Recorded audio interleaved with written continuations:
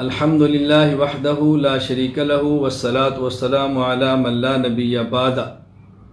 قربانی میں کون سے جانور ذبح کرنے ہیں، اس کی تفصیل کیا ہے؟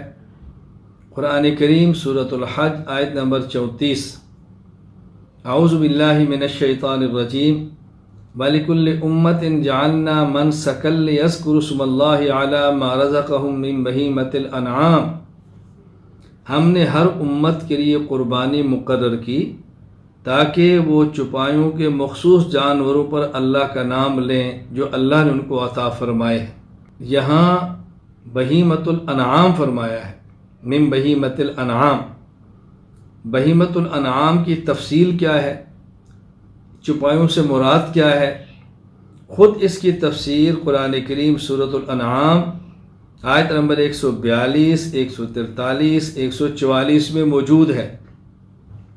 اعوذ باللہ من الشیطان الرجیم ثمانیۃ ازواج من الضأن اثنین ومن المعز اثنین قل آذکرین حرم ام الانثیین اما اشتملت علیہ ارحام الانثیین نبئونی بعلم ان کنتم صادقین ومن الابل اثنین ومن البقر اثنین قل آذکرین حرم ام الانثیین اما اشتملت علیہ ارحام الانثیین۔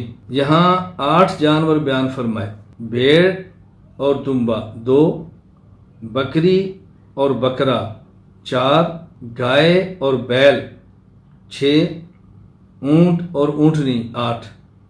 گویا 4 قسمیں ہیں، اور نر اور مادہ کریں گے تو 8 ہو جائیں گی۔